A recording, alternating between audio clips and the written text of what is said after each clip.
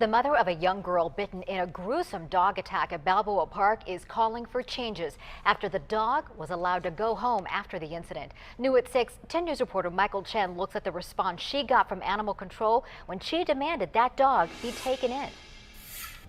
It was a picture-perfect day for a family picture here at Balboa Park until the day turned into a nightmare for the family of a little girl.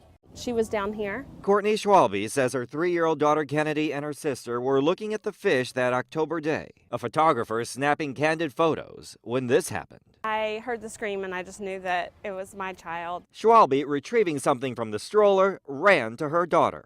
It was horrible. There was blood everywhere. Witnesses say a tan chihuahua about the size of this one ran up to Kennedy and bit her in the face, biting off part of her lip. She was rushed to a hospital where a plastic surgeon sewed up her wounds. The next day, she found out the dog had been sent home with its owner in Chula Vista. It wasn't until 2 days after the attack that Chula Vista's animal care facility began a home quarantine to monitor for rabies. Schwalbe requested the dog be quarantined at the shelter. She says she was told since the dog had no prior history of attacks, the dog would remain at home. I was really angry. I think the dog should, on a vicious attack like that, should immediately be taken by animal control. State law does allow for quarantines at the discretion of the local health officer, but Schwalbe says the Chula Vista policy allows irresponsible dog owners to police themselves, which could allow the dogs to get out. It's not responsible. It puts people at risk. She's filing suit against the dog owner. Her lawyer, Ross Jurowitz, will send the suit to city leaders in hopes of changing policy.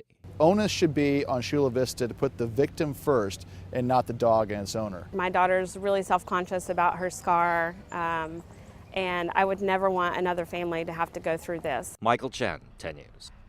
Now, in a statement, a City of Chula Vista spokesperson says it follows state law that allows the city to permit dog owners to self-quarantine their dogs where the owner represents that they will not let the dog outdoors unattended during the 10-day quarantine period.